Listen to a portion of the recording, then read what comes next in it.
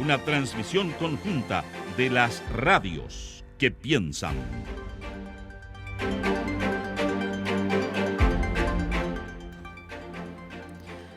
8:35 de la mañana de este día, lunes 15 de enero. Ya estamos a mitad del mes de enero, en un mes que ha sido bien intenso, y las semanas que quedan parece que va a seguir el mismo ritmo.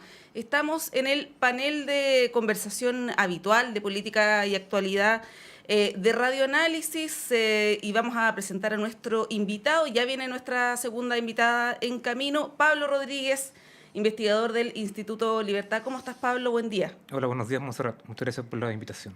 Bueno, mientras esperamos a nuestra segunda invitada, partamos nomás con las conversaciones. Hartas cosas pasando en el país, pero yo quiero partir con un hecho que pareciera anecdótico, pero la verdad es que es bien triste, lamentable, que es lo de Guatemala, donde participó el presidente, llegó hace un ratito nomás a nuestro país. Creo que nunca había pasado que un presidente fuera un cambio de mando, se tuviera que devolver y todavía el presidente no asumiera en su cargo. ¿Cómo ves lo que está pasando en Guatemala? Finalmente asumió, pero muy tarde, ya en la madrugada de nuestro país, con una especie como de complot del Congreso, con muchas manifestaciones también. Además, un país que no tenía renovación en términos de cambios de color político hace mucho tiempo. Y ocurre esto y es bien llamativo, ¿no? De hecho, algunos planteaban y lo advertían, de hecho, que podía haber un golpe de Estado, cosa que no ocurrió, pero estuvo ahí, ¿no? Al filo. ¿Cómo ves tú lo que está pasando en Guatemala? A ver, yo creo que refleja de alguna manera la inestabilidad política que casi siempre ha caracterizado la región. Hay periodos donde hay más tranquilidad, hay más estabilidad, pero creo que uno de los puntos centrales tiene que ver con lo que tú dices. Cuando hay cambios de mando, de colores políticos, un gobierno sale y entra otro de una coalición distinta, eso muchas veces en nuestros países más cercanos genera inestabilidad, porque el saliente pone ciertas trabas, no reconoce resultados muchas veces, y por tanto para los nuevos gobiernos muchas veces es difícil justamente asumir esas condiciones. Entonces ahí es cuando uno empieza a mirar la región y los vecinos y piensa que eso en Chile no pasa, y eso es una cosa en las cuales debiéramos estar bastante alegres. Cuando Mm. hay resultados, los ganadores y perdedores reconocen muy pronto los resultados.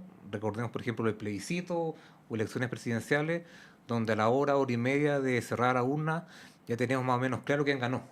Y eso es una virtud que tiene el país, y que en este escenario tan negativo de otras cosas malas que estamos sufriendo como chilenos, creo que uno de los aspectos que debiéramos justamente resaltar de que a pesar de todas las dificultades que tenemos como país, que son bastantes y ciertas, en términos de estabilidad política y de orden desde el punto de vista de instituciones, es una cosa que tenemos como un balance positivo, por llamarlo de alguna forma. Sí, ahí es interesante analizarlo en el plano más general, ¿ah?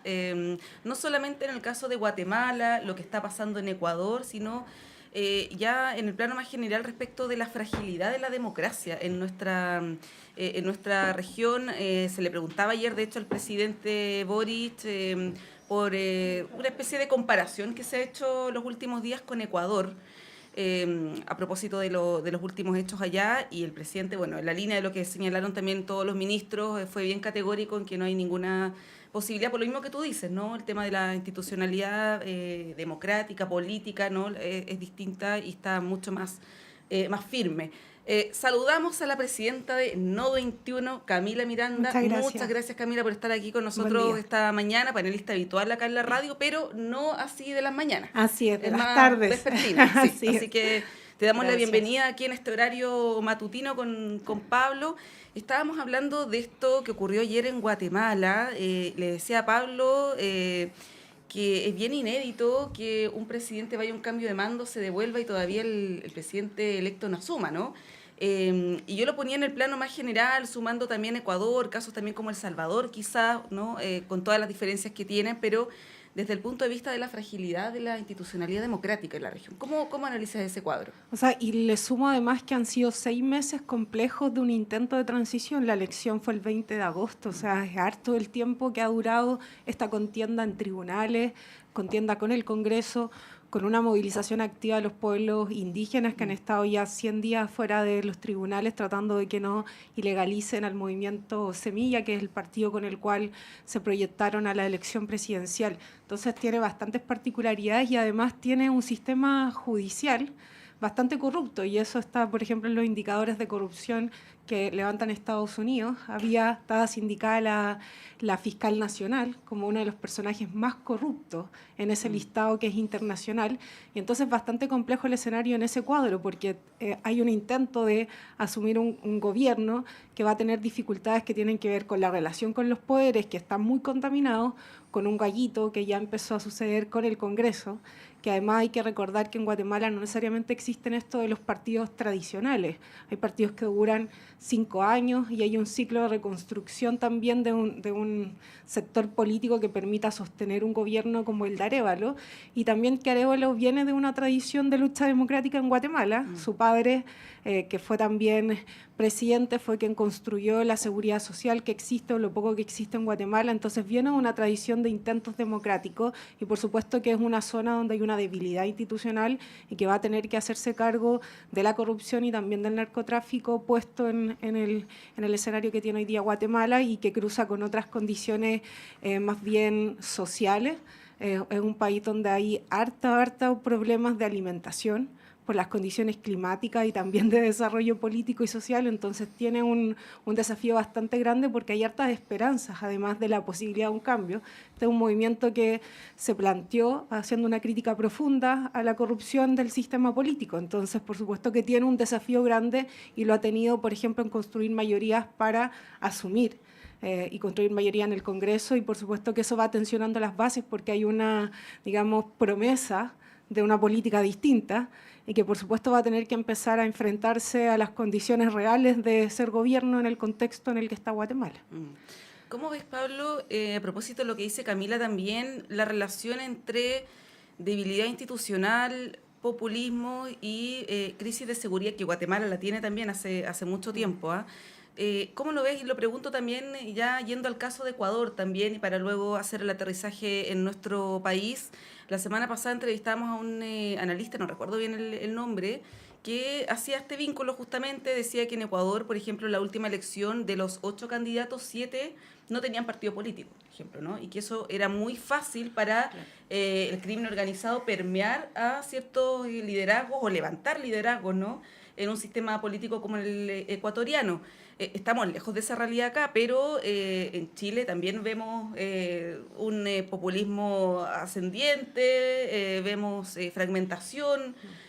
¿Cómo lees ese escenario ya considerando lo que pasa en Ecuador y lo que está ocurriendo en Chile? Porque en Ecuador no se veía venir tampoco la situación en la que están hace 8 o 10 años, y bueno, ya sabemos lo que está pasando. Sí, yo creo que el punto común tiene que ver con las instituciones débiles, en las cuales no hay nadie que intermedie, que represente, y cuando justamente eso ocurre, los problemas de alguna forma no se van abordando. Y eso es evidente en varios de los países señalados. Por ejemplo, Camila decía de los partidos políticos. Los partidos políticos duran tan poco porque están asociados a un líder carismático que gana la elección, claro, después le va mal y el partido desaparece. Y después entramos nuevamente al mismo ciclo. Entonces, eso yo, como partida señalando, afortunadamente no nos pasa en Chile. Tenemos otro tipo de problemas, pero nuestras instituciones de alguna forma siguen respondiendo a los problemas. Uno podrá estar de acuerdo con quienes lideran o no esas instituciones, los mecanismos con los cuales se eligen, hay muchos aspectos en los cuales uno podría discutir y conversar, pero en términos generales tenemos una realidad de institucionalidad muy distinta a los países que están cercanos. Eso no significa que esté todo bien y que no en unos 10 años más la cosa pueda cambiar, eso es evidente, siempre las cosas pueden empeorar, pero el punto tiene que ver que en Chile por lo menos todavía hay partidos políticos que representan, son partidos estables. Por ejemplo, el mismo Frente Amplio, en su momento que surge el movimiento social, se institucionaliza y llega al Congreso. O sea, de alguna forma hace la pelea desde dentro de la institución y no desde fuera. Y eso como que una de las cosas que claro, a lo mejor no es tan llamativo, pero sí es un aspecto importante de cómo resolvemos los conflictos en Chile. Y eso creo que es un aspecto sustancial que nos sigue diferenciando de la región, una región que es muy inestable, que además se ha metido el tema de la seguridad hasta bastante tiempo, y que muchas de las veces las respuestas para el tema de la inseguridad ha sido justamente la militarización de las policías, por ejemplo, o darle directamente roles policiales a las Fuerzas Armadas. Entonces, en ese contexto es que Chile está inmerso. Entonces, además está el tema migratorio, que uno no puede negar que el tema de la migración de Venezuela hacia otros países ha generado una presión importante a los países vecinos y países no tan vecinos.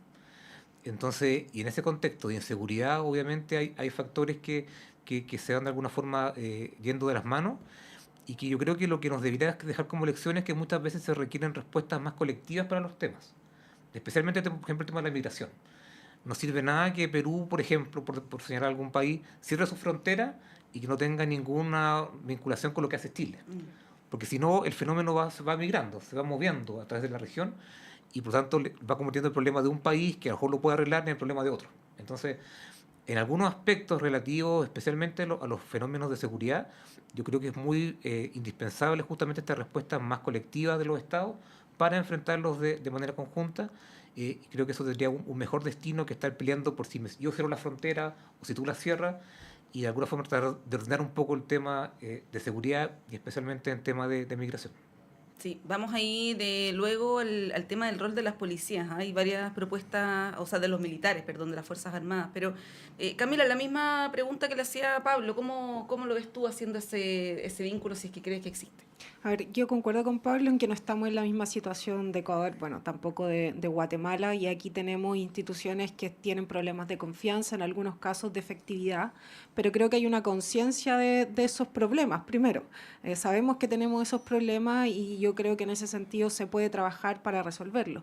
¿Y por qué es importante la discusión sobre las instituciones? Que uno diría, bueno, eso es el Estado, hay mucha desconfianza de la política y en las instituciones, es porque para combatir los problemas de inseguridad y de seguridad, tú requieres una presencia del Estado decidida, y esa presencia del Estado no solo tiene el componente de las fuerzas de orden y seguridad, sino que la presencia del Estado en términos de regulación de los barrios, de oportunidades laborales, educativas, y cuando el narcotráfico avanza en las distintas experiencias comparadas que hay, lo hace tomando un papel alternativo, digamos, de regulación de las relaciones sociales en un lugar, que se habla de fuerzas a veces paraestatales, entonces se constituye como un ente que está presente y que por tanto las comunidades de alguna manera incluso a veces las defienden porque da oportunidades de trabajo, regula ciertas condiciones de seguridad, tú podrás hacer la vista gorda respecto de las drogas, pero genera una forma de ordenamiento local. Yo creo que nosotros tenemos que evitar que eso suceda, es decir, que sean esas entidades las que se transformen en quienes ofrecen protección y seguridad a las poblaciones en Chile. Yo creo que eso es lo que tenemos que evitar y enfrentar, y en ese sentido está la presencia policial, pero está la recuperación de barrios, que yo creo que es fundamental, y que no es solamente la cuestión de recuperar un barrio tomado por un mausoleo narco, sino que recuperar el espacio del lugar, que hay zonas donde realmente los carabineros no pueden entrar. Y eso es un dilema y es un problema si tú miras las experiencias comparadas de cómo van construyendo espacios de poder donde ya ni siquiera puede intervenir la institucionalidad pública. Creo que ahí hay que poner el foco y entonces fortalecer las instituciones a nivel local y nacional que permitan ese tipo de intervención y presencia. Y porque también se pone en juego, digamos, el beneficio que produce que nos organicemos como sociedad a través de tener unas instituciones como el Estado, que supone entonces que haya protección, que supone que haya oportunidad, entonces le da una bajada distinta a la discusión sobre las instituciones, que a veces está muy asociada a los partidos políticos, al gobierno, y es mucho más concreta, pues son los municipios, son las fuerzas de orden y seguridad, es la salud, es la educación, y ahí yo creo que hay que poner un foco para evitar que ciertas instituciones empiecen a ser corrompidas por este otro tipo de fuerzas que empiezan a ser reguladoras de territorio. Y bueno, en los países más complicados es porque ya ha habido un vínculo con la política desde el narcotráfico. Yo creo que no estamos en Chile en ese escenario. Hay que tener todas las prevenciones para que eso no suceda. Por eso toda la discusión del seguro bancario, ¿no? Porque hay que buscar todas las herramientas para evitar que avancemos a ese tipo de prácticas. Sí, ahora, Pablo, igual hay un tema de percepción que es complejo y del cual el gobierno igual tiene que hacerse cargo. Por ejemplo, la última CADEM da cuenta que más de un 50% cree que no estamos lejos de lo que ocurre en Ecuador. Si uno ve las cifras, no estamos ni cerca, o sea, en términos de tasa de homicidio, ¿no? Y además las leyes, más de 20 leyes que se han aprobado en materia de seguridad, la recuperación de espacios públicos, o sea, ha habido un avance que de hecho hay algunos alcaldes que también lo han reconocido, el alcalde de Puente Alto, en fin. Pero el nivel de percepción, a nivel de percepción es súper distinto, ¿no? Y ahí surgen propuestas como que los militares tengan un rol de control de la seguridad pública. Hoy día nuevamente parlamentarios y alcaldes, esto es bien transversal, está el alcalde Tamayo, el alcalde de Puente Alto, el diputado Raúl Soto, van a presentar una moción para modificar el proyecto de resguardo de la infraestructura crítica para poder aplicarlo en la región metropolitana. Y cada vez crecen más propuestas de este tipo, ¿no? Toman más vuelo y de manera bien transversal, no solamente la oposición. ¿Cómo ves tú ese escenario que es complejo, ¿no? Porque estamos hablando de una subjetividad, pero que no estoy diciendo que no ocurra. O sea, efectivamente hay una crisis grave de seguridad. El homicidio de una niñita de 10 años este fin de semana fue tremendo. Pero tampoco se puede caer al otro extremo, ¿no? Del alarmismo, porque eso tampoco contribuye mucho para solucionar las cosas y le abre la puerta a medidas que son efectistas o populistas. ¿Cómo ves eso? A ver, creo que hay que hacer cosas distintas, eso sí no tengo ninguna duda. Creo que si bien nuestra realidad comparada todavía es buena, en algunos indicadores es crecientemente alarmante, hay que hacer algo distinto a lo que se está haciendo hoy día, sí. Eso creo que es lo importante. ¿Qué es lo que tenemos que hacer? Ese consenso creo que es el que falta.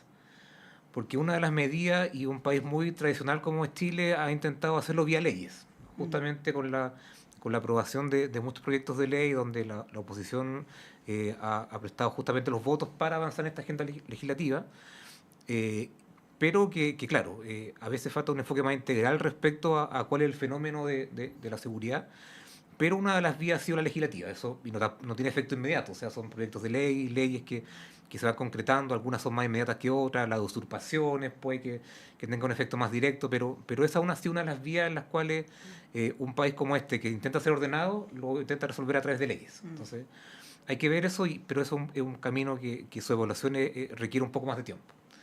La segunda significa introducir nuevos actores al tema de la seguridad pública, y creo que ahí hay que pensarlo muy bien, por un tema de cuánto están preparadas las Fuerzas Armadas para enfrentar ese tipo de fenómenos, que es un aspecto importante, más allá que sea infraestructura crítica o no, y también por los contingentes que tienen las Fuerzas Armadas. O sea, en la Araucanía hay un control que ha servido justamente para evitar algunos tipos de delitos, hay ciertos controles en ciertas zonas, pero uno no podría pensar en un país que tenga sus militares desplegados en la calle. O sea, creo que es una situación de anormalidad. O sea, yo entiendo que la percepción tiene que ver también con la realidad en algunos fenómenos, y por lo tanto hay que hacerse cargo de ello.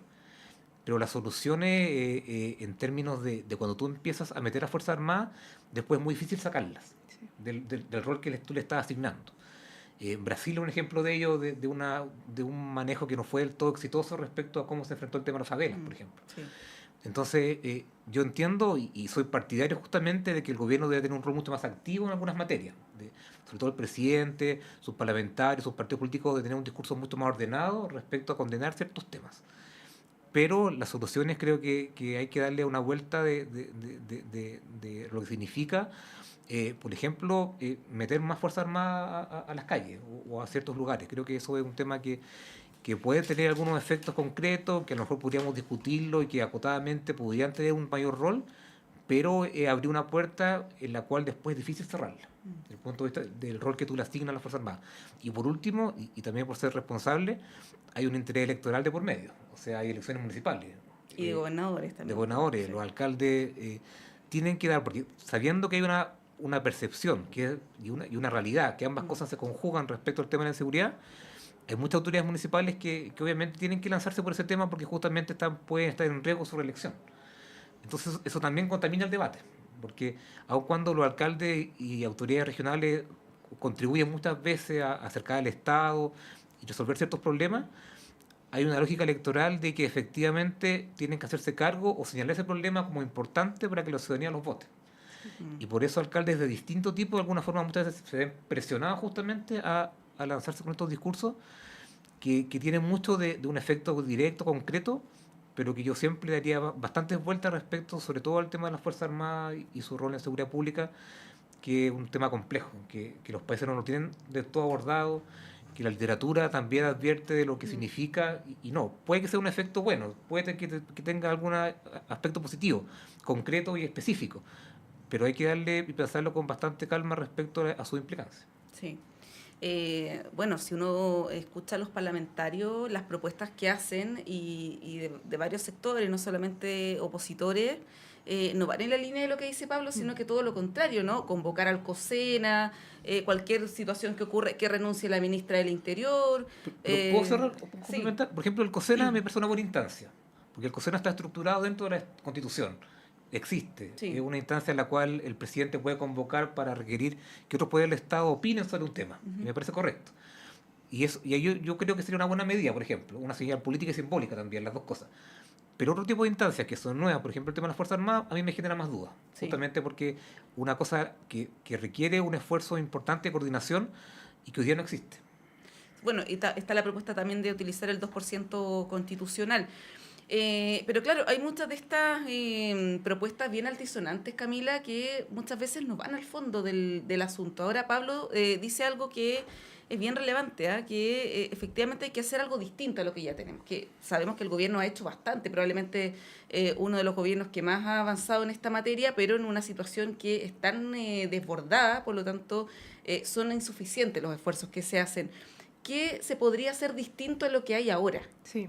Mira, antes de responderte eso, creo que se combina en las intervenciones de muchos referentes políticos una suerte de radicalidad discursiva versus la preocupación efectiva por el problema, porque creo que hay varios alcaldes que efectivamente constatan que tienen una dificultad para poder ofrecer más seguridad a su población porque hay falta de dotación policial, porque hay falta de recursos, y eso es una realidad.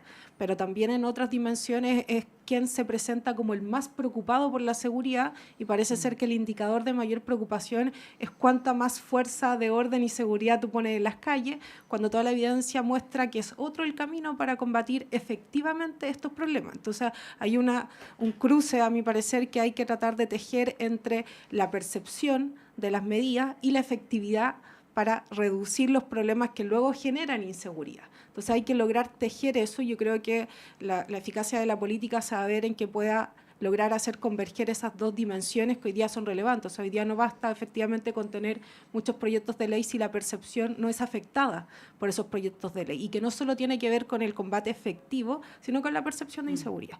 Entonces, y en términos más efectivos, ¿de qué cosas hacer? O sea, tenemos un problema que el año pasado recién se empezó a abordar de articulación de las inteligencias en Chile.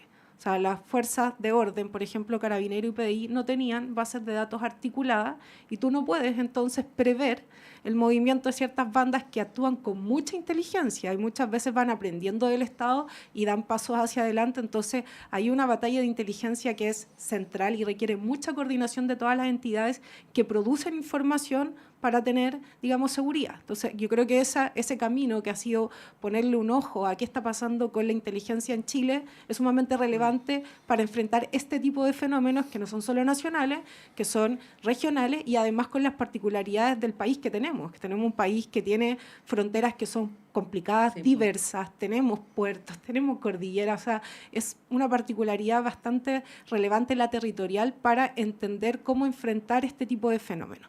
Luego tienes otra dimensión que es, a propósito de esta nueva cultura delictual, vinculada al narcotráfico, es el papel de las armas.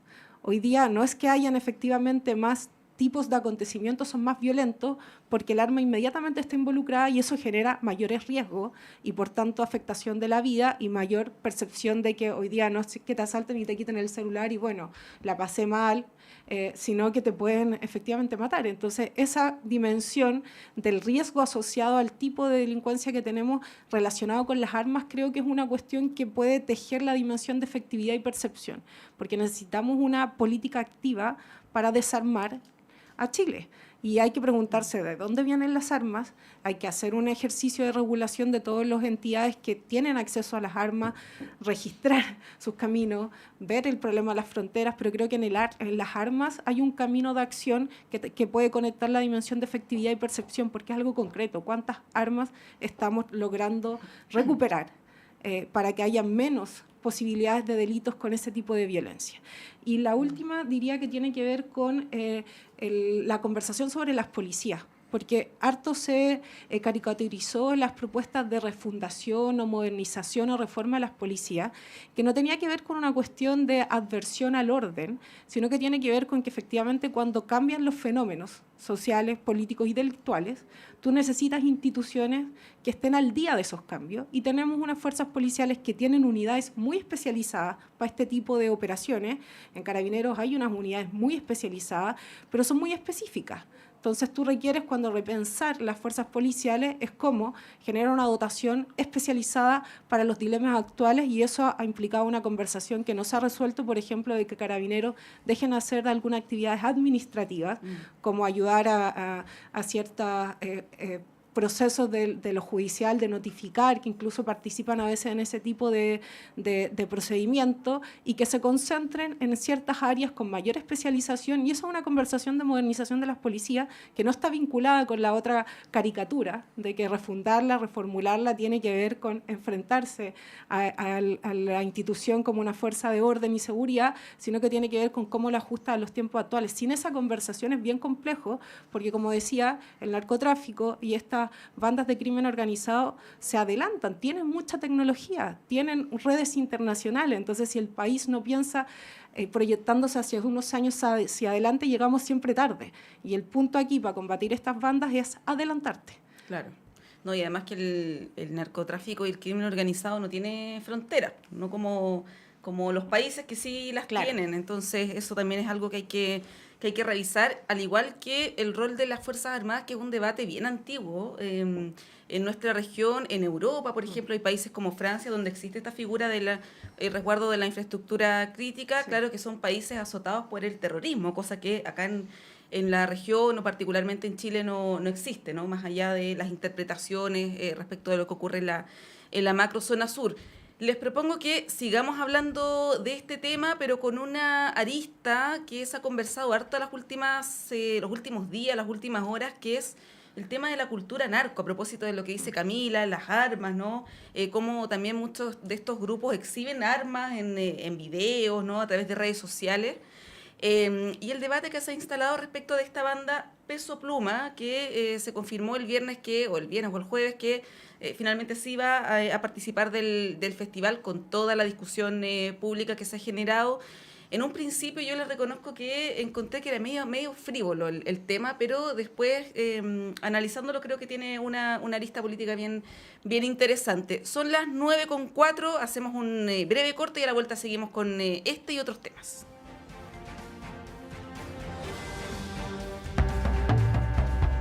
Este martes 16 de enero a las 17:30 horas y desde Sala Máster, Revista Palabra Pública, la publicación cultural de la Universidad de Chile, celebra sus 30 números y presenta su última edición titulada Habitar la Cultura, con un encuentro abierto al público. Puedes ser parte de este evento, recibir un ejemplar de la revista y acompañarnos este martes 16 de enero a las 17:30 horas en Sala Máster. Inscríbete para ser parte de este encuentro enviando un correo a palabra.publica@uchile.cl. Los y las esperamos. Sala Máster de Radio Universidad de Chile. Miguel Claro 509, Providencia. Aguas Trayén o Cascada en Mapudungún es la mejor agua purificada con tecnología de última generación. Para más información, visite su página web www.aguastrayen.com.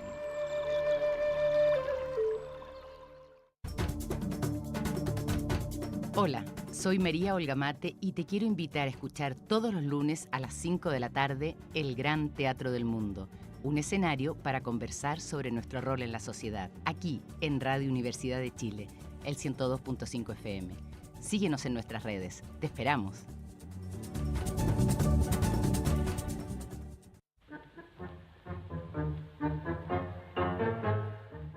Mano a Mano con el Tango, con los NIN, usted ya lo sabe, todos los sábados de 10 a 11 de la mañana, por supuesto aquí en Radio Universidad de Chile, 102.5 de la frecuencia modulada.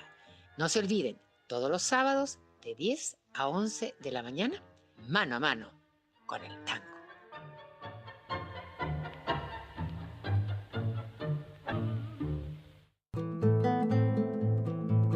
Hola, soy Luis Mesina y les quiero invitar a todos y a todas para que sintonicemos todos los días viernes de 16 a 17 horas en Radio Universidad de Chile el programa Debate Social, donde estaremos discutiendo, debatiendo, conversando con amigos y amigas sobre la realidad nacional, especialmente del mundo social. Así que quedan todos invitados e invitadas a escucharnos.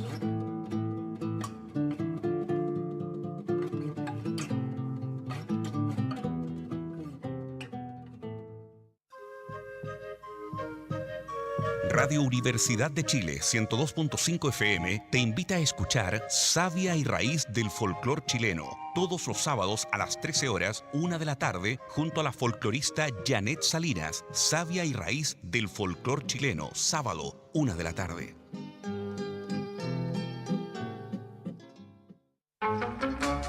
Radio Universidad de Chile le invita los lunes a las 21 horas a buscar en conjunto El Bello Sino. Una conversación musical para encontrar las buenas señales, para volver a creer en un país digno, para buscar un mejor destino, para buscar un bello sino. Un programa creado y conducido por Argos Geria.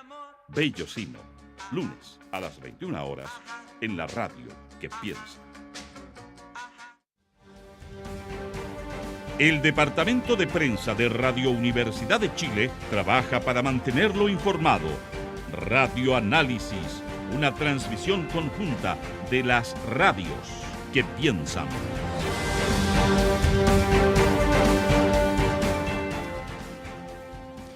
9:07 de la mañana, regresamos a esta primera edición de Radio Análisis, el panel de conversación con Pablo Rodríguez y Camila Miranda. Estábamos hablando de la crisis de seguridad, algunas propuestas que se han hecho y yo adelantaba antes de la pausa el tema de la narcocultura que se instaló, bueno, hace rato que se viene hablando, hay algunas columnas que se han planteado, pero se instaló con mayor fuerza la semana pasada a propósito de una columna de Alberto Mayol donde explicitaba este vínculo de esta banda Peso Pluma con la cultura narco.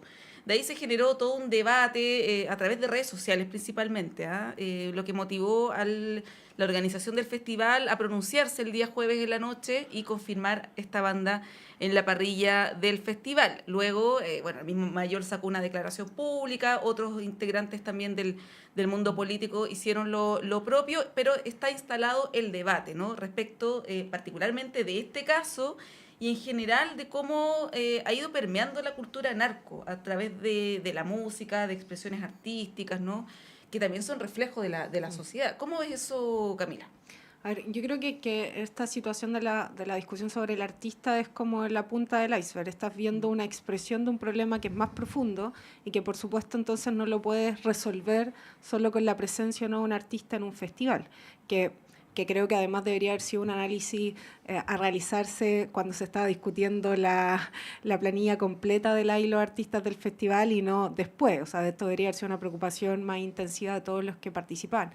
Pero como creo que es la punta del iceberg, es bien complejo sindicarle a la música y a la expresión musical, por más vínculos que pueda tener con ciertas organizaciones, el problema de la narcocultura en Chile. O sea, que tenga que ir a un festival este artista es porque genera, digamos, masividad, tiene adhesión popular, pero también por lo que relatan sus letras. No solamente relata la narcocultura, sino que relata algún horizonte para las generaciones actuales. Y el problema es por qué no se puede ofrecer otro tipo de horizonte que lo podía expresar en otro tipo de música o corriente musical. Tú no encuentras mucho como de ofrecer un camino, para dónde va una generación, cómo se proyecta. Y eso es un problema más sistémico, a mi parecer, sobre qué se ofrece a las futuras generaciones como oportunidad y camino camino y por qué la narcocultura entonces empieza a calar como una forma de expresión, como una forma de mostrar vivo corto pero vivo bien, como la idea de un carpe diem moderno del 2023, con todos los riesgos que tiene asociado, pero es una forma de vida que dejará algo muy directo,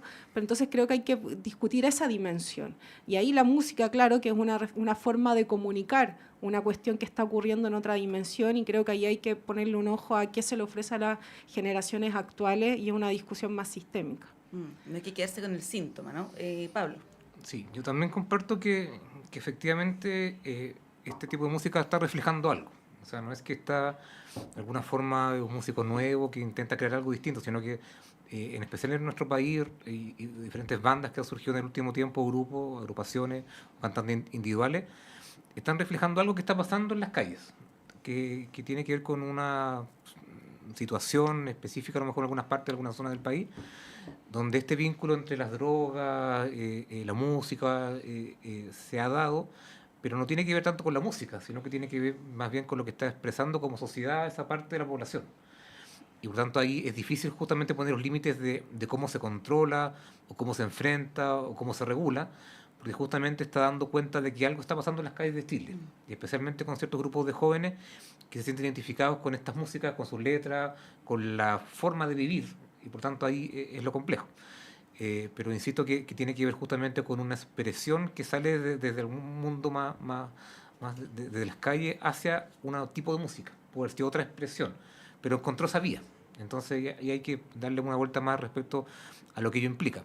Y en específico respecto al festival, obviamente, claro, uno viendo las cosas desde ahora, el festival debe haber pensado mucho mejor este tipo de cosas antes de invitar a un artista. Uno se imagina que un festival está bien organizado, hay gente que le pagan por tomar buenas decisiones. Que escuchan las canciones, Exactamente. por lo menos. Hay un importante rol del municipio, que también tiene que ver, uno siempre lo escuchaba con la alcaldesa Virginia Reginato, que como que ella elegía a los artistas según lo que ella le gustaba, o era parte importante de las decisiones. Y parece que ahora el municipio no tiene un rol tan importante o no lo ejerce como debería. Entonces, también hay un rol de que hay recursos públicos detrás, y por lo tanto uno esperaría mucho más de sus autoridades municipales justamente para prever este tipo de cosas. Pero creo que la mezcla de eso incluso le hace mal desde el punto de vista de que le da mucha más comunicación, mucha más visibilidad al tema. Y eso también atrae a mucha gente. Entonces tiene un poco de jugar ahí un poquito con fuego, en el sentido de que probablemente gente que no se sentía muy relacionada o identificada empieza mucho más a seguir a estos grupos. Entonces, la forma de enfrentarlo creo que no tiene una vía clara, justamente porque expresan algo que es concreto, que está pasando en la sociedad chilena y especialmente con los jóvenes, pero la forma que tú tienes de controlarlo, porque entre medio está el tema de libertad de expresión y muchos temas asociados, entonces es difícil de justamente ver cómo se maneja. Bueno, y el tema de la publicidad que implicó toda esta polémica para Peso Pluma es bien relevante. De hecho, yo no tenía idea quiénes eran. Quizás se van a vender todas las entradas ahora del cierre, porque probable. Todos saben que va al festival. Sí, yo escuché un par de canciones ahí para saber, por lo menos opinar con conocimiento, ¿no? Pero bueno, es un tema que está ahí instalado, vamos a ver cómo decanta. Efectivamente, probablemente esa noche la que participe este grupo va a ser la que va a generar más atención mediática, ¿no? Por lo que estamos hablando. Los quiero llevar a otro tema que se va a desarrollar muy fuertemente durante este día y probablemente se va a tomar la agenda de esta semana, que es la reforma de pensiones. Hoy, a partir de pasadito a las 3 de la tarde, se va a votar en la Comisión de Trabajo, donde lleva varios meses este proyecto, hasta total despacho. Ya ha habido 2 votaciones previas y hoy, en un ratito más, a las 11 de la mañana, el gobierno va a hacer un anuncio respecto de un posible acuerdo para viabilizar este proyecto que todo apunta que va a ser el 3-3, ¿no? Que es el que está también pidiendo la democracia cristiana. Ahí, bueno, surgen varias dudas. La derecha ya dijo que no estaba dispuesto a aprobar la idea de legislar, lo han dicho desde RN, desde la UDI, que no van a apoyar un sistema de reparto, ¿no? Lo que puede tener distintas lecturas. Una de ellas es que con esto no se consolida un sistema de reparto, sino que todo lo contrario, ¿no? Porque estamos hablando que el 10% y eventualmente el 13% va a ir a capitalización individual, por lo tanto no está contribuyendo a un sistema estatal, estatista, ni mucho menos, sino que al revés. Está eso, y por otro lado el tema de la negociación del gobierno, porque está tirando toda la carne a la parrilla en esta instancia, cosa que no hizo con la reforma tributaria, y ya sabemos lo que ocurrió, pero hay una interrogante respecto de lo que pueda pasar en el Senado.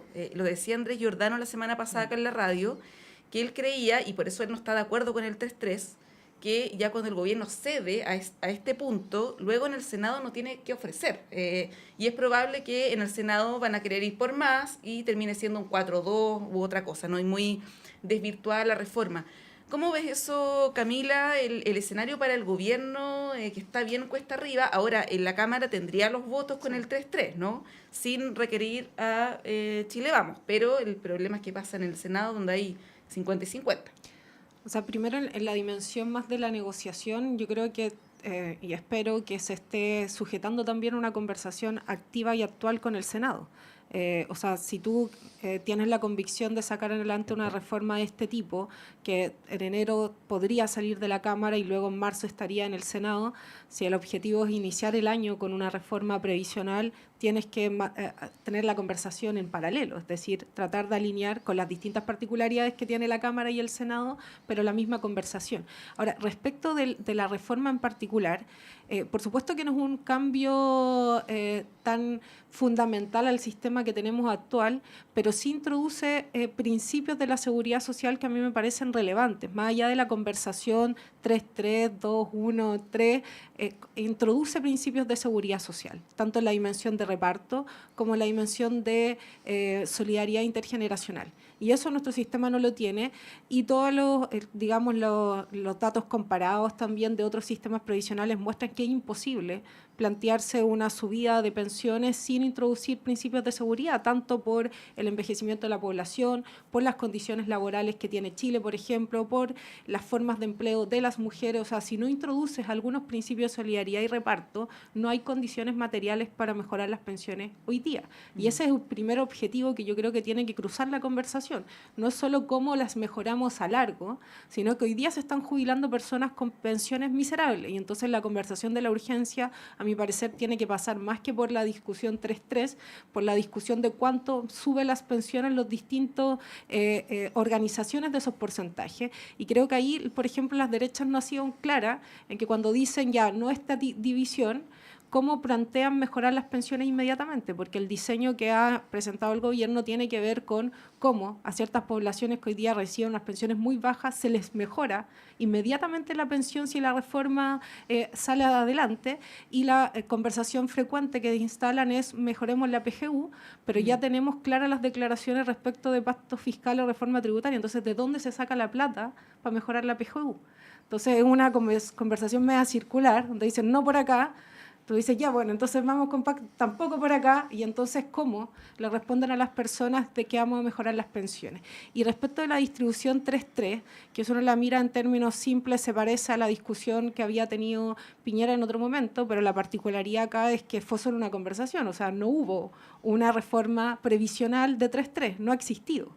Pero creo que lo relevante aquí es la introducción de esos principios, y que en el diseño actual, que entiendo que ya si se mueve de 3.3, ya no puedes asegurar que hay mejores pensiones efectivas para 1 millón de personas que hoy día son las que tienen más bajas pensiones, y ese debería ser el articulador de la conversación. Entonces, si te quieren proponer otros caminos que te aseguren que ese 1 millón de personas entonces va a recibir mejores pensiones por otro camino. Yo tengo entendido que si ya pasamos del 3.3 a otro tipo de distribuciones más bajas, es imposible en el corto plazo asegurar mejores pensiones.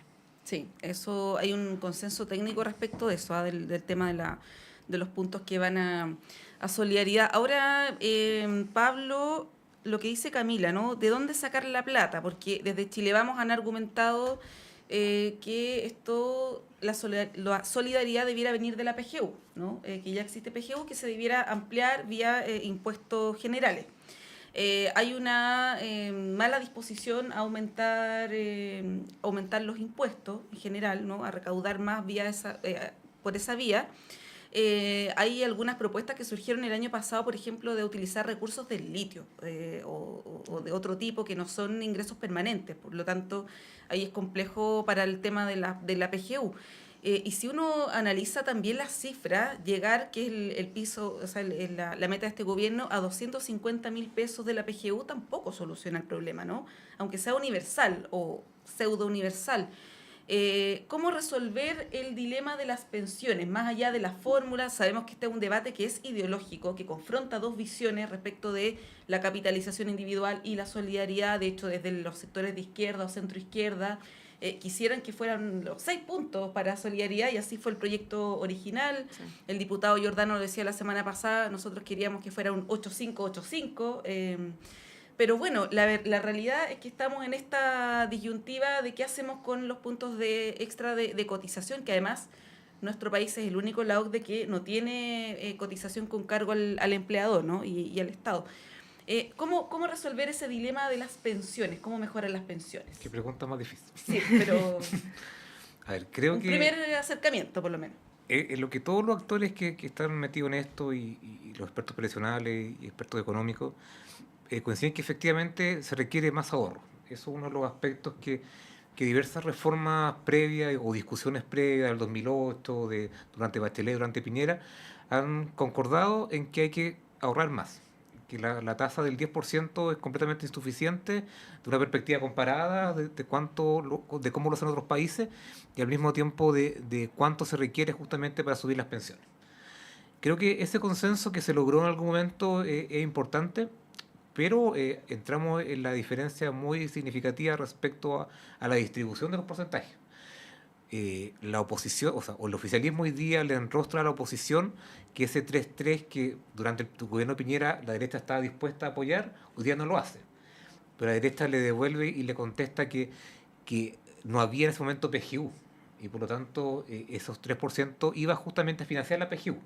O sea, había pilar solidario, que es lo mismo, pero era un monto inferior. Claro. Pero tampoco es tanta la diferencia. Entonces, en ese contexto, yo creo que no hay mucho margen para tener una reforma que sea muy distinta a un 3-3 o un 4-2. Yo creo que aquí el gobierno, no quiero decir una derrota porque es fuerte, pero el gobierno ha transado mucho en lo que significaba para ellos la reforma de pensiones.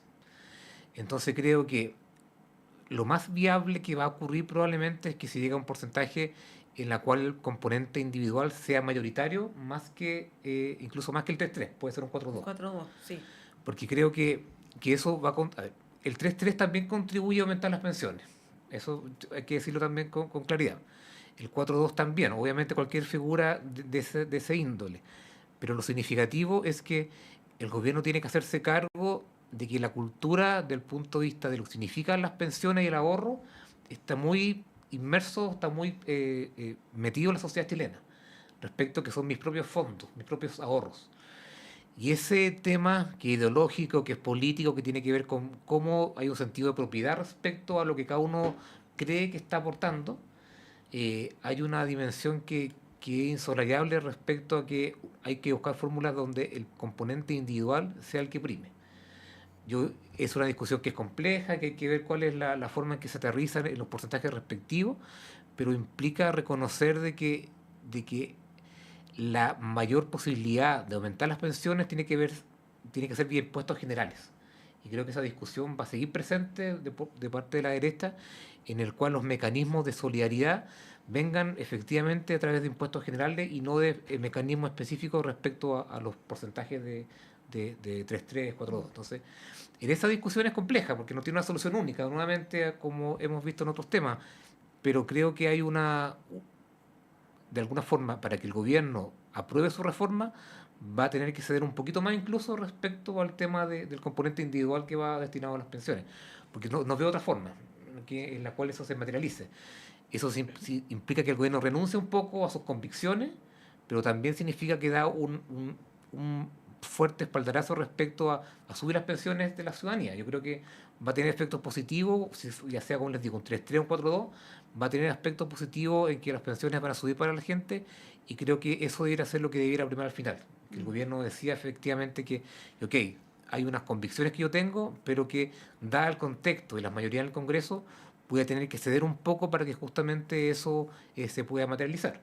Y agrego para finalizar, al gobierno se le vienen discusiones muy difíciles en los próximos meses. O sea, en marzo, en enero, febrero van a estar más o menos prácticamente listos los proyectos de ley respecto al tema tributario, al tema de la permisología, que ya ingresó algunos aspectos. Entonces, creo que el gobierno está tratando de adelantar el tema lo más posible en enero, porque después van a haber otras reformas económicas que van a ser imposibles llegar a negociaciones conjuntas, y que una y otras van a, de alguna forma, obstaculizarse entre ellas. Entonces creo que el gobierno está aprovechando enero justamente porque es el mes que tiene más ventaja para intentar sacar una reforma de pensiones que no va a ser muy parecida a la que ellos quisieron en su inicio, pero creo que es lo más viable que se puede hacer hoy día. Sí, ahora el tema de los impuestos que dices, Pablo, para eso necesariamente yo creo que no se necesita ser economista para darse cuenta que se requiere un alza de impuestos, porque con los recursos provenientes de la evasión y elusión, que es donde hay más acuerdo, no va a alcanzar para aumentar la PGU sustantivamente, digamos, para que funcione como un alza de pensión.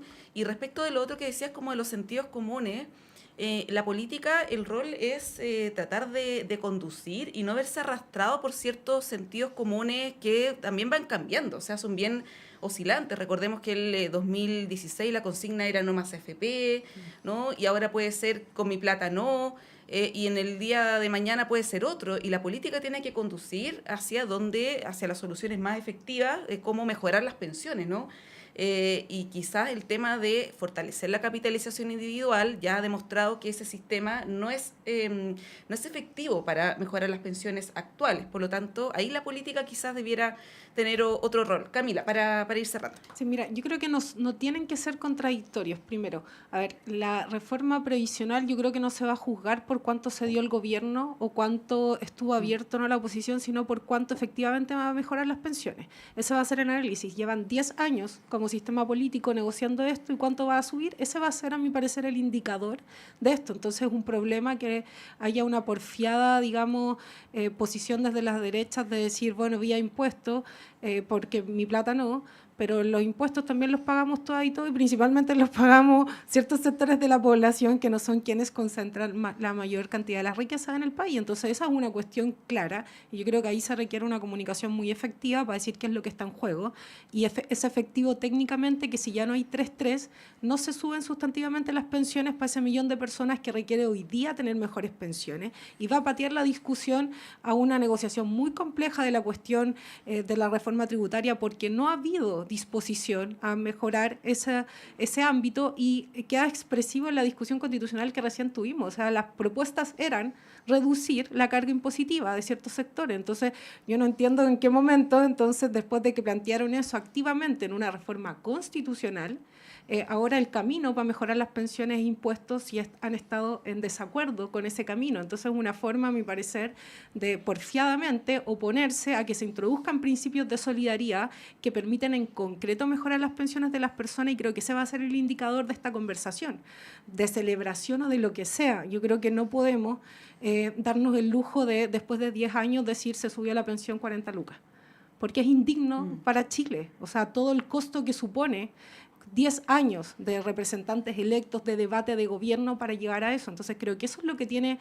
que estar al centro. Y respecto de la dimensión de con mi plata no, bueno, primero el impuesto viene también de la plata de toda y todo y del trabajo de toda y todo, entonces también está implicado ahí, y creo que si la conversación tiene que ver con cómo mejorar las pensiones, es distinta a la conversación de qué se hace con lo que ahorro individualmente, y por eso la conversación de introducir otros pilares, otros mecanismos, otros caminos, porque por supuesto que después de 30 años de un sistema que no ha mejorado las pensiones, más allá de que se pongan todos los argumentos del tipo de empleo en Chile, en lo concreto no se han mejorado las pensiones y las personas pierden plata todos los meses. Es una realidad. Y entonces una cosa es que yo quiera que no me tomen ese dinero que me ha costado mucho ahorrar, y la otra discusión es que no esté de acuerdo con mejorar las pensiones. Y creo que son cuestiones que no son dicotómicas y que hay que tenerlas sobre la mesa a la vez, y por eso aquí el centro tiene que ser en cómo se mejoran las pensiones sustantivamente hoy día. Y creo que la conversación desde ahí tiene otro cariz y permite, digamos, a mi parecer, construir apoyo de resistencias sociales más significativas que la discusión de cuánto cede en un numerito, que también es bien difícil de comprender de afuera, 4, 2, 3, 3, estamos hablando dentro de un 6%, en un sistema donde la mayoría ya va al pilar, o sea, del ahorro individual, y que tiene problemas, digamos, de rentabilidad para los fondos de las personas. Entonces creo que la conversación tiene que pasar a ese capítulo. Bueno, es una noticia en desarrollo, como decía, en un ratito más van a haber anuncios relativos a esto, está la votación en la Comisión de Trabajo, luego pasa a la Comisión de Hacienda y después de eso se debiera votar en la sala, que es lo que el gobierno espera, irse ya de vacaciones legislativas con esto zanjado en la Cámara de Diputados para que luego se retome en marzo en el Senado. Vamos a ver qué ocurre, vamos a estar siguiendo muy de cerca lo que ocurre con este importante proyecto de ley. Pablo Rodríguez, muchas gracias por estar aquí este día lunes tempranito esta mañana. Muchas gracias a ustedes. Camila Miranda, bienvenida a este horario matutino, ojalá sean muchas más. Bien. Bien, gracias. Bueno, son las 9:30, hacemos un breve corte y a la vuelta está Diana Porras con ustedes.